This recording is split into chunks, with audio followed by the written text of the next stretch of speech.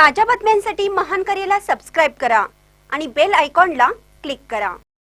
श्रद्धा academy शिकणाऱ्या यश यादव घातपात प्रकरणाची सखोल चौकशी करावी, आमदार विश्वजित कदम यांची विधानसभेत लक्षवेधी। इचलकरंजी येथील आप्पासाहेब तांबे यांच्या श्रद्धा अकॅडमीमध्ये शिकत असलेल्या सांगली जिल्ह्यातील पलूस येथील विद्यार्थी यश अजित यादव याच्या घातपाताची सखोल चौकशी करावी आणि दोषी असलेल्या संबंधितांवर गुन्हे दाखल करावेत, अशी मागणी आमदार विश्वजित कदम यांनी बुधवारी विधानसभेत केली। विधानसभेत लक्षवेधी उपस्थित झाल्यामुळे आप्पासाहेब तांबे आणि त्यांच्या अकॅडमीची निपक्ष चौकशी होईल अशी अपेक्षा पालकांची आहे। 15 दिवसापूर्वी आप्पासाहेब तांबे यांच्या श्रद्धा अकॅडमीमध्ये नीट परीक्षेसाठी सराव करणाऱ्या पलूस येथील विद्यार्थी यश अजित यादव यांनी हॉस्टेलमध्ये आत्महत्या केली होती। या प्रकरणी संपूर्ण महाराष्ट्रात एकच खळबळ झाली होती।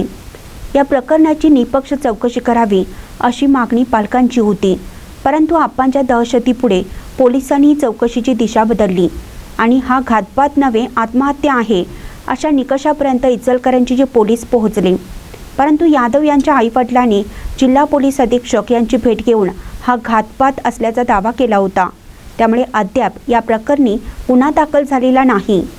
याबाबत दैनिक महान कार्य वर्तमानपत्राने विषय लावून धरला आणि त्यानंतर आमदार विश्वजित कदम यांनी या प्रकरणाची सखोल माहिती घेऊन विधानसभेमध्ये बुधवारी तारांकित प्रश्न उपस्थित केला।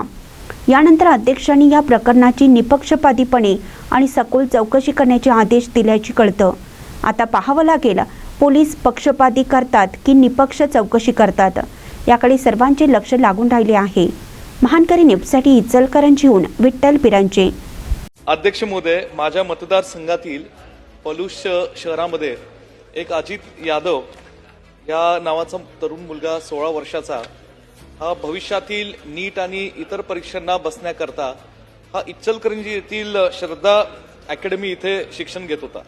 अध्यक्ष महोदय, शिक्षण घेत असताना या महाराष्ट्रामध्ये जे 12वी नंतरचे विद्यार्थी वेगवेगळ्या प्रोफेशनल कोर्सेसमध्ये ॲडमिशन घेऊ इच्छितात, त्यांनी 12वी नंतर अनेक ठिकाणी अकॅडमीजमध्ये आणि वेगवेगळ्या क्लासेसमध्ये ॲडमिशन घेतलेले। त्या ॲडमिशनची त्या क्लासेसची सुद्धा भरमसाठ फी असते, परंतु तिथं ज्या पद्धतीने त्या मुलांना ठेवलं जातं, ज्या पद्धतीने तिथली परिस्थिती असते आणि जिथं एक दडपण त्यांच्यावर निर्माण केलं जातं, मग ते पालकांवरही असतं की आठवडा 20-20 दिवस त्या पालकांशी ते फोनवर बोलू शकत नाही आणि ज्या पद्धतीने अध्यक्ष महोदय तिथली व्यवस्था असते त्याच्यामुळे त्या मुलांवर एक दडपण येतं।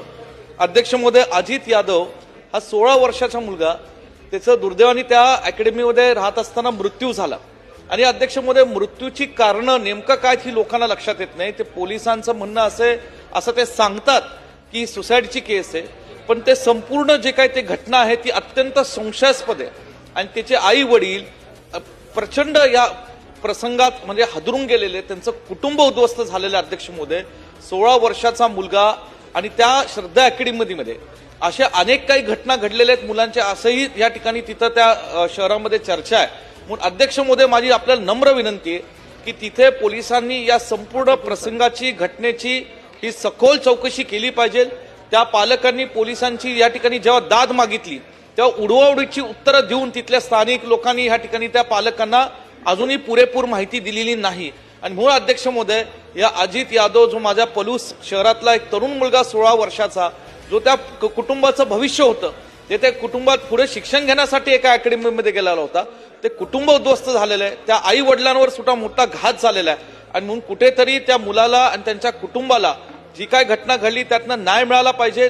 शेवटी गेलेला जीव हा परत येऊ शकत नाही, परंतु पुन्हा अशा घटना घडण्याचा कुठेही हा प्रसंग होता कामा नये, अशा प्रकारचं या ठिकाणी सखोल चौकशीचे आदेश या ठिकाणी शासनाने दिले पाहिजे।